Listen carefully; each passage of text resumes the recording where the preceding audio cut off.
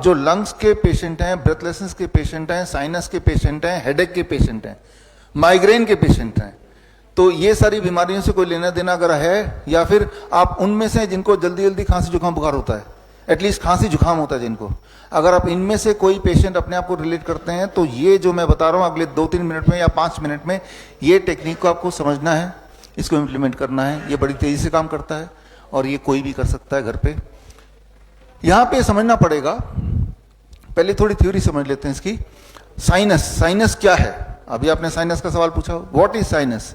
आपके इस एरिया में खाली जगह होती है, इधर इधर इधर, इस खाली जगह का नाम है साइनस। एक खाली जगह, that is called sinus. Sinus ये है।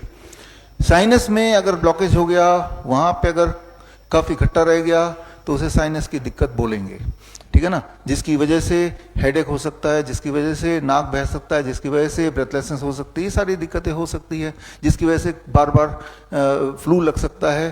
तो ये साइनस है, ये साइनस को ठीक करना है।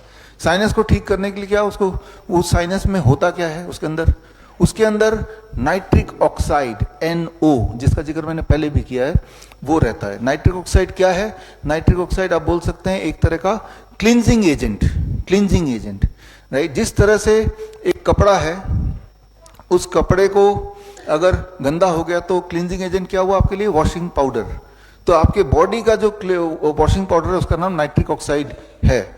नाइट्रिक ऑक्साइड कहां पे बनता है? नाइट्रिक ऑक्साइड साइनस के अंदर ही बनता है, इकट्ठा होता है। और कहां बनता है? आपके ब्लड वेसल के अंदर बनता है। तो वो लगातार क्लीन कर रही है। आप अपने बॉडी को लगातार पोल्यूट कर रहे हैं, जो भी कुछ खा रहे हैं, जो भी कुछ ब्रीथ कर रहे हैं, है ना, और उसको क्लीन करने का काम बॉडी कर रही है through nitric oxide, which is the cleansing agent. Nitric oxide सबसे ज्यादा कैसे, किस चीज से बनता है? मैंने कल बताया था आपको, पत्तों से, याद आ गया। सेकेंड किस चीज से बनता है? वेजिटेबल से। थर्ड सबसे ज्यादा किस चीज से बनता है? फ्रूट से। ये तीनों चीज तो अपने डाइट में इंक्लूड कर दिया। एक चौथी चीज आपको इंक्लूड करनी है, जो अभी हम डिस्कस कर रहे हैं, खास तौर पे sinus, lung disorder, lung cancer या हेडेक, माइग्रेन, ब्रेन से जुड़ी हुई चीजों के लिए। तो उसको हम समझ लेते हैं। तो साइनस क्या है समझ गए हम। अब मान लीजिए कि आपके पास एक कपड़ा है, ये कपड़ा गंदा है, इस कपड़े को आपको क्लीन करना है। तो क्लींजिंग एजेंट क्या है? वॉशिंग पाउडर है ना। तो इसके ऊपर वॉशिंग पाउडर रख दिया तो क्या क्लीन हो जाएगा ये? लेकिन कुछ और भी चाहिए इसके लिए, पानी। ठीक है भाई, ये कपड़ा है और मैंने इसको क्लीनिंग एजेंट वॉशिंग पाउडर रख दिया, पानी में डाल दिया, अब क्लीन हो जाएगा? रगड़ना पड़ेगा। 3 फैक्टर जब साथ में होंगे तो ही क्लीनिंग एक्टिविटी होगी। ठीक उसी तरह से आपके साइनस में क्लींजिंग एजेंट आ तो गया, लेकिन वो क्लींजिंग एजेंट आना काफी नहीं है, राइट। उसके साथ पानी भी चाहिए, लिक्विड चाहिए जिससे वो जाए, और फिर रगड़ना भी चाहिए। इस स्लाइड को वो कर दो, स्विच करो। तो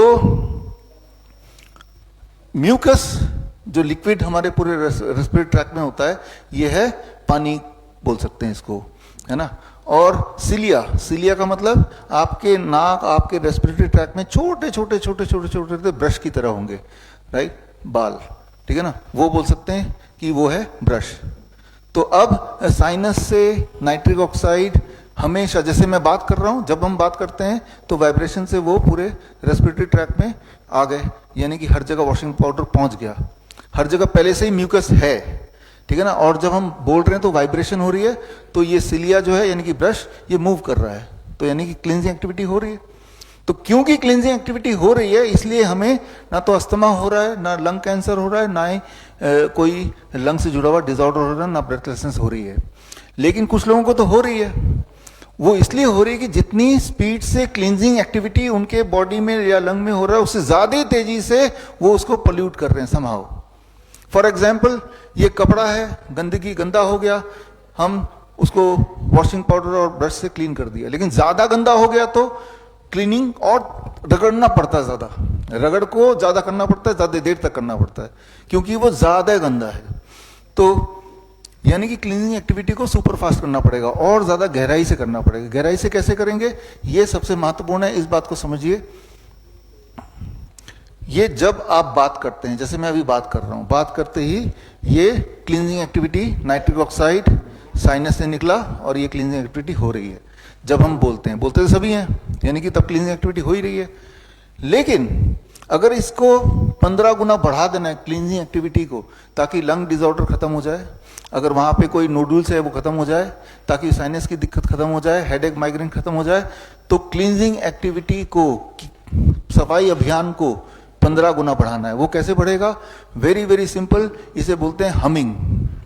जब आप ओम बोलते हैं, ओम, है ना, तो जब मुंह बंद हुआ और एक आवाज आ रही है, एक वाइब्रेशन हो रहा है, ये वाइब्रेशन में आपकी cleansing activity, nitric oxide production 15%, यानी कि 1500% बढ़ जाता है उस दौरान, है। तो जिससे इस तरह की दिक्कतें जो आप पूछ भी रहे हैं कि साइनस की दिक्कतें, या आप पूछ भी रहे हैं लंग का डिसऑर्डर, वो ठीक होता है। इसके कई सारे रेफरेंसेस हैं, आप देख रहे हैं, ये एविडेंसेस हैं, राइट।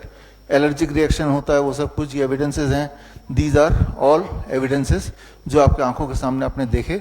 वीडियो में रिकॉर्ड हो रहा है तो वीडियो मिल जाएगा, तो ये आप एक्सट्रैक्ट कर सकते हैं और पढ़ सकते हैं, ढूंढ सकते हैं गूगल में इसको, इंटरनेट में, है ना। तो अब करना क्या होगा? ऐसे लोगों को करना क्या चाहिए? ऐसे लोगों को सिंपली इतना करना है कि हर दिन 20 से 25 मिनट, हो सके तो 30 मिनट हमिंग करना है। हमिंग कैसे?